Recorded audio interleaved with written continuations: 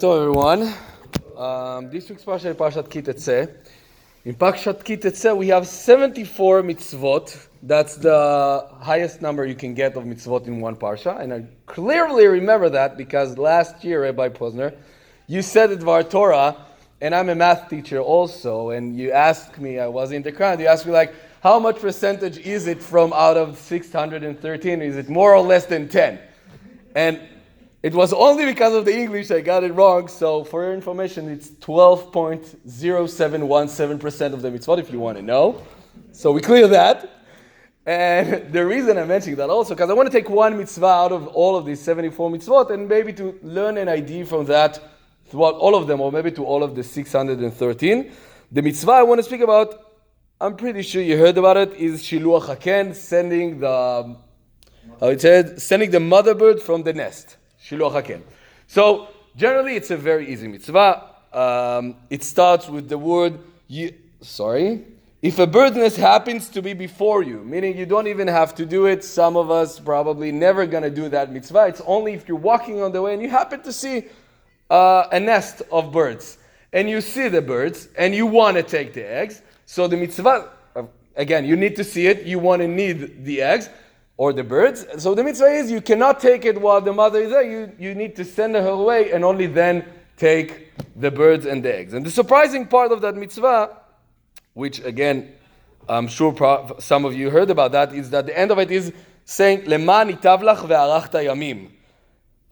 You shall make, so that you will be good for you and you will prolong your days. And we have only one more mitzvah that we have that promise from Hashem.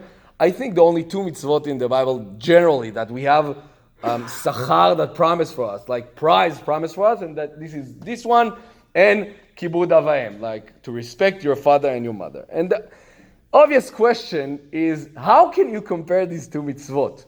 One can work all of his life to respect his father and mother and still cannot come to a point he's doing it correctly. There's so many things.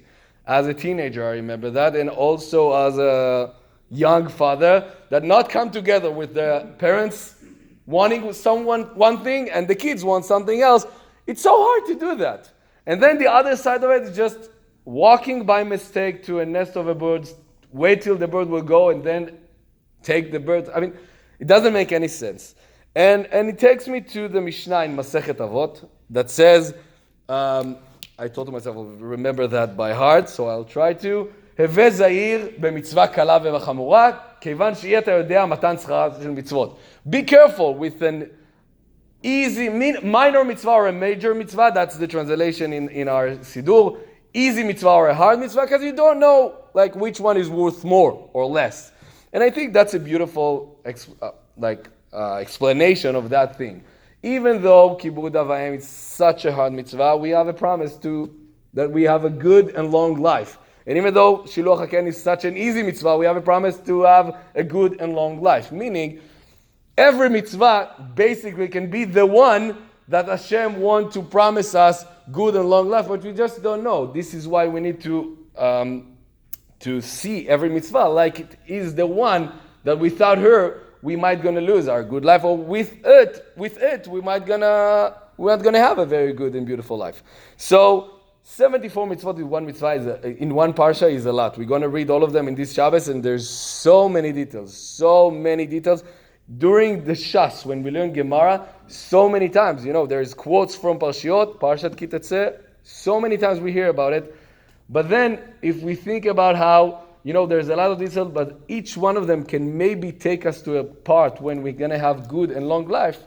That's a very positive look about that. There's so many possibilities. So let's just try.